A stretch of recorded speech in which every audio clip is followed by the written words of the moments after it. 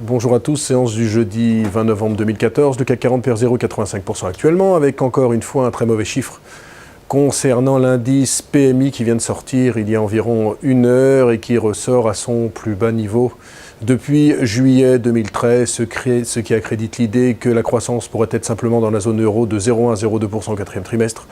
Certains n'excluent même pas une rechute vers la récession. On n'en est pas encore là, mais cela pèse sur les valeurs françaises. Du côté de la Fed hier, franchement, pas grand-chose du côté des minutes de la Fed. Il n'y a rien de nouveau. Simplement, la croissance américaine est robuste et il y aura sans doute une hausse des taux en 2015, mais guère plus.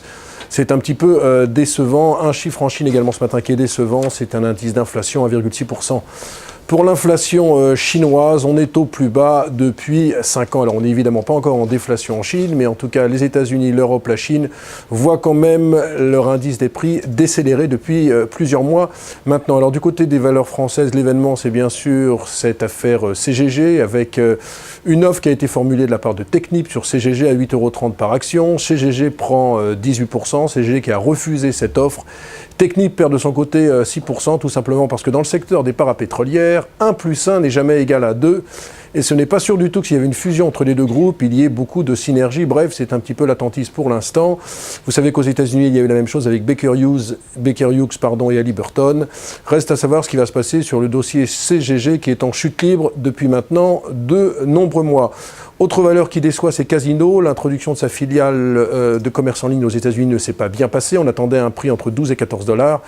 C'est finalement un prix de 7 $ qui est sorti. C'est une déception et l'action perd actuellement 5%. Enfin, un mot de Danone pour finir. Il paraîtrait que la vente de sa division de nutrition médicale serait sur le point d'aboutir. L'acheteur serait un fonds associé à l'allemand Fresenius. On parle d'un montant entre 3,5 milliards et 4 milliards pour l'instant.